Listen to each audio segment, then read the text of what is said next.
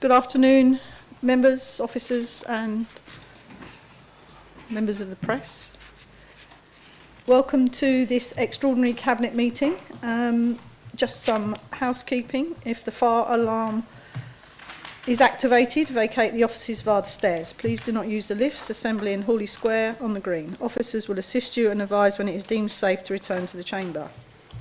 Please switch off or turn to silent your mobile phones and do not make or receive calls whilst the meeting is in progress.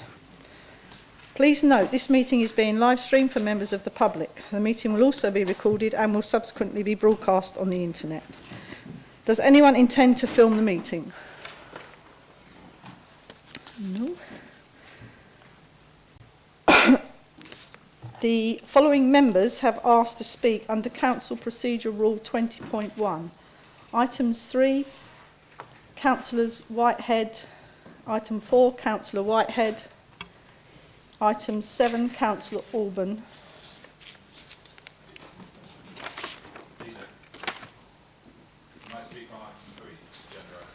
Item 3, Councillor Yates, certainly.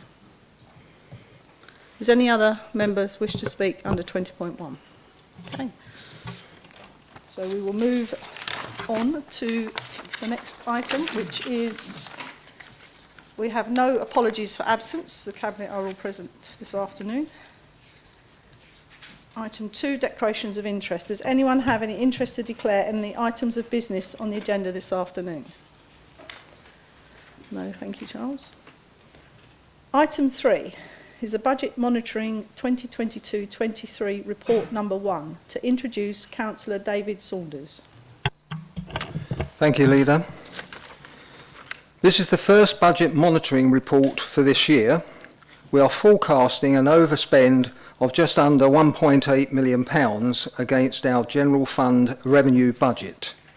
One of the main factors causing this overspend is the additional demands in the housing service with more homeless placements. In response to this, the Council has reviewed and is delivering its homelessness strategy action plan. We are regularly monitoring the levels of homelessness and we are recruiting more staff and commissioning new services to address the increasing need for support. Our financial pressures are detailed in the report, but include additional agency staffing requirements in the waste and recycling service and also higher gas and electricity costs. Our General Fund capital programme is showing a substantial underspend. This is in part due to the phasing and timing of a number of grant-funded projects, some of which are recommended to be slipped into later years of the programme. In the HRA, there is a marginal forecast overspend of £119,000 against the revenue budget, whereas within our capital programme we are proposing a number of budget variations so that the profile of our budget is closer matched to our revised expectations for the timing of future spending. Finally, there are a number of budget adjustments that are detailed within the report, which are recommended to Council for approval. As such, I move the recommendations, Leader. Thank you. Thank you, Councillor Saunders. To speak under 20.1, Councillor Whitehead. Thank you very much, Leader. At 2.12, the reality of the housing situation we face is clear. Having already moved £400,000 to support the ongoing crisis, an overspend of £880,000 indicates the level of strain our residents and consequently our services are under. Can I ask Cabinet if there has been any further progress on securing extra funding for housing through previously mentioned dialogue with central government, as our current allocations are nowhere near sufficient for the level of need we have currently? Our 21-22 Rough Sleeping Initiative award for a single year was £1,784,495. The current award to cover 3 years is £3,808,270, which, if divided across the number of years it is intended to support, is a reduction of £1,545,000 with 215. in terms of central funding at a time when we have lost the 5 million Kent Homeless Connect Fund for the county and have much higher need in terms of current and future homelessness and rough sleeping. In light of this, do we have any current or future news from central government in terms of the extra funding we so desperately need? Secondly, in relation to the forecast overspend of 180,000 at 2.42 on electricity and gas bills due to the current energy crisis, can I ask what measures we have put in place to mitigate the predicted overspend? Thank you. Councillor Saunders, if you'd like to respond, please. I would indeed. Thank you, Councillor Whitehead, for your questions. I can confirm that we do have in hand at the moment a review of our homelessness strategy, but I think I need to refer to our officers behind for a more detailed explanation of where we are with regards to grants and the other questions you asked with regards to the housing finances. Thank you. Thank you. If I can. Thank you. So in terms of grant funding, there's been no additional funding allocated over and above that the funding that was included in the budget when we set it back in February at the start of the year.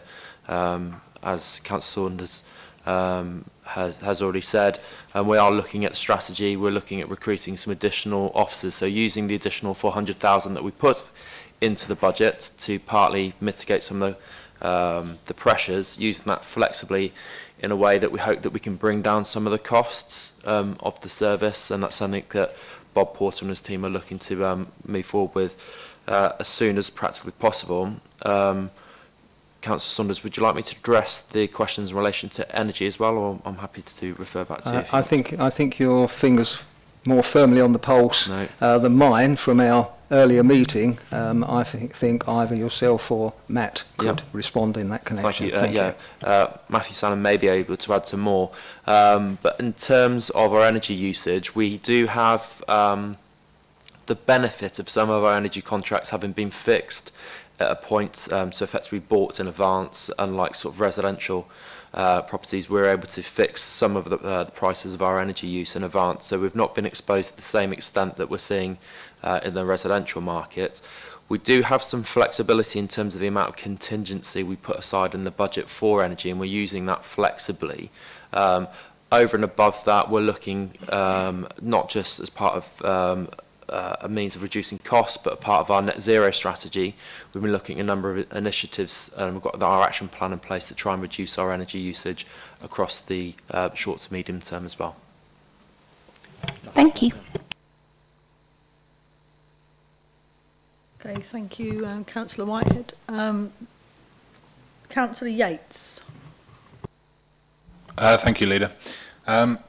3 points. To start with, the recommendation for this additional £100,000 for the property resource. Just want to say that I fully support that proposal. I think it's really sensible, and fingers crossed should bring in additional much needed revenue into the council. So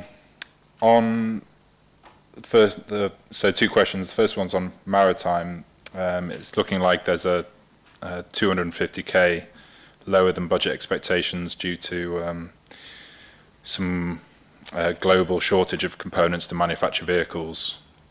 Does the council expect this to be like a one-off shortfall, or is this going to be a recurring? Do they anticipate this could be a recurring shortfall in the port? And second question, recommendation 2 mentions £100,000 from Southern Water, £10,000 having been spent. Just want to know where that has been spent and what governance was in place for that expenditure. Thanks. I think again I'm going to have to refer to officer below, but I mean my personal opinion with regards to any costings is that it's not going to be a one-off. As you well know, I tend to be a pessimist, so I take a pessimistic view on situations where we stand with regards to external funding. But if I can refer to both those points to officers behind me. Thank you. Thank you, Councillor. In relation to maritime, so the way the budget's set up is that they have a income target that's not specified to a particular customer base. So the port has quite a diverse range of income that it generates. Some of it is more predictable than others. There has this income target within it that's more is unspecified. Typically, in previous years, we have generated a fair amount of income from the import of vehicles. That has been less than in previous years because of the aforementioned shortage or delays in vehicle recovery. It's difficult to sort of forecast into the future how quickly the supply chain will speed up, but we will be looking at it as part of the overall budget setting process for the 23-24 budget setting process, along with other sort of opportunities to generate more income from not just the port but our wider sort of property estate as well. In terms of the £100,000 from Southern Water, so there's some more information there you'll see at 4.2 of the report. So there's improvement in some of the coastal shelters, was the approval for that. So because the authorisation with it, because it's within it was £10,000. Up to this point in time, I've got the authority to via money around within budgets up to £20,000. So as a temporary means, I was able to put funding in place to allow that scheme to go forward ahead of the wider scheme being allocated for the £100,000, because I only have allocation authority up to £50,000 for environments.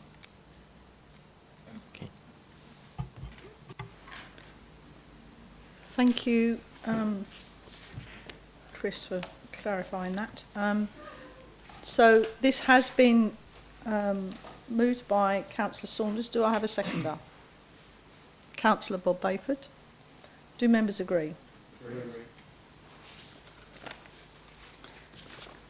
So item 4 is to approve lease arrangements for 53 to 57 High Street, Margate, as part of the Margate Levelling Up Fund project. To introduce Councillor Rees-Pugh. Thank you, Chair. I'm pleased to be bringing forward this report to Cabinet in order to be able to continue progress on this project, delivering the Margate Levelling Up Fund scheme to deliver a digital campus in Margate High Street. We've already approved the provision of a grant from the Levelling Up Fund to East Kent College Group, and this decision marks a step in gaining approval from Homes England to lease the building to East Kent College Group for delivery of this project. I would like to recommend that we give delegated authority to the Director of Regeneration and the Acting Deputy Chief Executive to seek approval for the heads of terms as members of the joint venture board between Thanet District Council and Homes England, that we give delegated authority to the Interim Director of Property in consultation with the Principal Surveyor and the Economic Development Portfolio Holder to agree heads of terms and enter into the relevant negotiations for a lease with East Kent College Group, and that we give delegated authority to the Interim Head of Legal and Monitoring to prepare and complete the lease and all other ancillary documents on the terms to be agreed and sign all documents necessary to give effect to the lease agreement. Thank you. Thank you, Councillor Pugh. To speak under 20.1, Councillor Whitehead. Thank you, Leader. I can see very clearly that there are significant benefits to educational delivery and community support in terms of the proposed usage of the building, and I support those aims entirely. But I am also very aware that the aims of external funding often require significant legal scaffolding in order to become results that match those aims. As a 10-year nil-cost lease is being proposed, which is significant for a building this large, as well as a subletting clause, can I ask if the employment aims of the Levelling Up funding have been incorporated into the terms of the lease, in terms of specific requirements of EKC and any group subletting, such as permanent contracts for employees, guarantee of a real living wage for employees, or provision of apprenticeships within their business models, as well as within the educational offer? Thank you. Thank you, Councillor Whitehead. Councillor Pugh, I would imagine you'll refer that to Louise. Okay. Yes, I will, Leader. Yes. Sorry. Because it's part of the Levelling Up Fund, alongside it will sit the grant agreement. So in the previous Cabinet decision, we have procured external lawyers to put together a grant agreement to cover the 6.3 million. And within that, all of the conditions that relate to the Levelling Up Fund bid, all of the outputs and outcomes that EKC Group proposed through that funding programme will all be included within that grant agreement, and they will have to report on those on a quarterly basis. At the moment, as it stands, there isn't anything about kind of salaries and living wage and things like that around employers, but it's certainly something that we can look at, albeit there is quite a lot of outputs that are linked with the funding that already sit within that grant agreement, and that grant agreement and the lease agreement will sit side by side. Thank you. That's good to know that that could be looked at. I don't have any more speakers on that. Councillor Pugh, have you moved this item? Yes, Chair, I move this item. Do I have a seconder? Councillor George Cupp. Do members agree?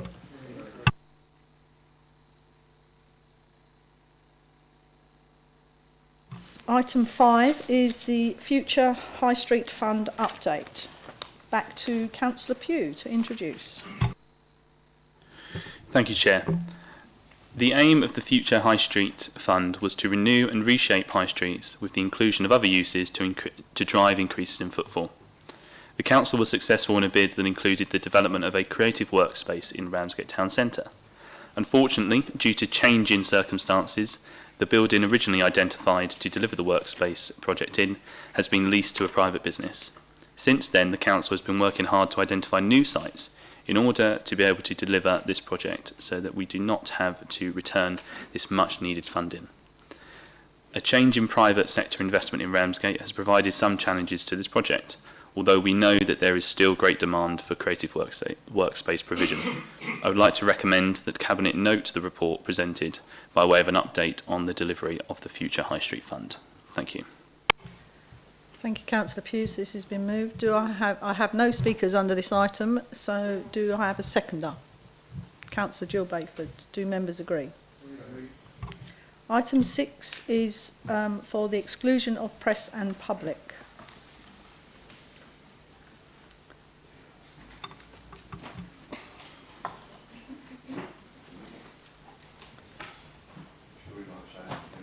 So I will introduce this so everyone is clear as to why this is happening. The Cabinet is asked to agree that the public and press be excluded from the meeting for agenda item 7 as it contains exempt information as defined in paragraph 3 of Schedule 12A Part 1 of the Local Government Act 1972. So I am moving that. Do I have a seconder? Councillor Bob Bayford. Do Cabinet agree? So I'd ask members of the press and public to leave the chamber. Thank you.